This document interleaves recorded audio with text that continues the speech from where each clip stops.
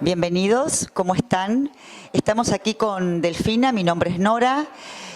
Estamos en la red de escuelas de aprendizaje trabajando para clima escolar y educación emocional para el nivel primario y secundario. En nuestro primer encuentro trabajamos con los referentes sobre las relaciones entre el clima escolar y la educación emocional. También estuvimos trabajando sobre las relaciones de la educación emocional y el aprendizaje, la importancia del aprender haciendo y sensibilizando a los referentes a que puedan observar el clima escolar en su institución. Si les parece, Delfina, contanos un poco de qué se trata esto del clima escolar. Hola, ¿cómo les va? Bueno, prácticamente el clima escolar de lo que estamos hablando es de la percepción de todos los actores de la escuela sobre las relaciones interpersonales que se construyen. Eso hace al clima escolar. Casasus habla de una energía sutil que se puede percibir dentro de la escuela. Esa energía sutil que todos percibimos, eso es el clima escolar. Y nosotros estamos trabajando en lo que es el clima escolar con educación emocional. ¿Por qué? Porque el clima escolar es esa percepción de las relaciones y trabajamos sobre las percepciones de las relaciones institucionales. Y a nivel de educación emocional trabajamos sobre las capacidades del individuo para relacionarse y mejorar aquellas relaciones de las cuales ya estamos hablando. Por eso es una construcción que es continua y que se retroalimenta.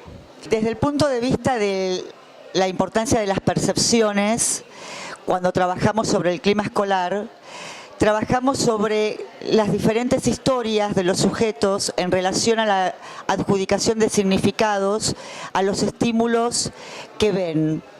Entonces aquí es donde hacemos hincapié en la importancia de poder distinguir aquello que estoy observando de mi interpretación y de lo que puede estar sucediendo, porque es fundamental para poder establecer las relaciones con el clima escolar.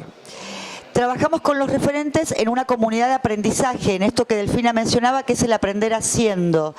Tratamos de establecer un trabajo colaborativo donde cada uno pueda sumar sus potencialidades y puedan convertirse en una comunidad que intercambia estas virtudes, que intercambia estas potencialidades y que colaboran unos con otros en el aprendizaje.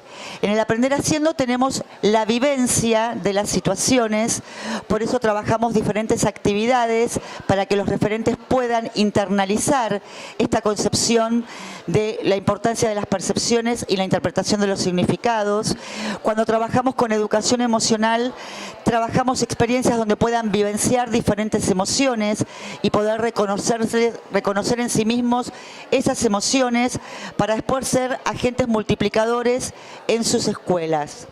La comunidad de aprendizaje requiere que todos pongamos algo de nosotros para estar con el otro, que cedamos algo de nosotros para estar con el otro, y requiere que tenga esta predisposición, esta ansia de hacer un trabajo colaborativo.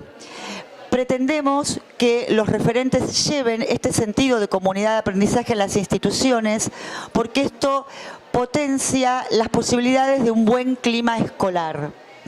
Respecto a la educación emocional, Delfina, me parece interesante poder comentar las relaciones que tienen con el aprendizaje. Cuando hablamos de clima escolar, hablamos de clima institucional y hablamos de clima áulico. Cuando hablamos de clima institucional, hablamos de aquellas relaciones que están por fuera del aula y cómo contribuimos y trabajamos para que esas relaciones mejoren, digamos. Y en clima áulico, específicamente lo que estamos viendo son los vínculos dentro del aula. Y esos vínculos son habilitantes del conocimiento que podemos ir adquiriendo. Entonces, si generamos vínculos sanos, y habilitan a un aprendizaje con mayor profundidad, con mayor experiencia y conocimiento. Entonces, ese aprender haciendo que vos traías, Nora, que lo dijiste muy bien, que me gustó mucho, tiene que ver con esa experiencia, con poder transferir esa experiencia a conocimiento. Y para que eso sea un laboratorio o una situación de aprendizaje, las emociones que acompañan esa experiencia apoyan a ese aprendizaje. Entonces, las emociones positivas o las emociones negativas son emociones que tenemos que empezar a entender y desarrollar a partir de las necesidades que tenemos en relación del aprendizaje. Hay dentro del clima áulico hay microclimas.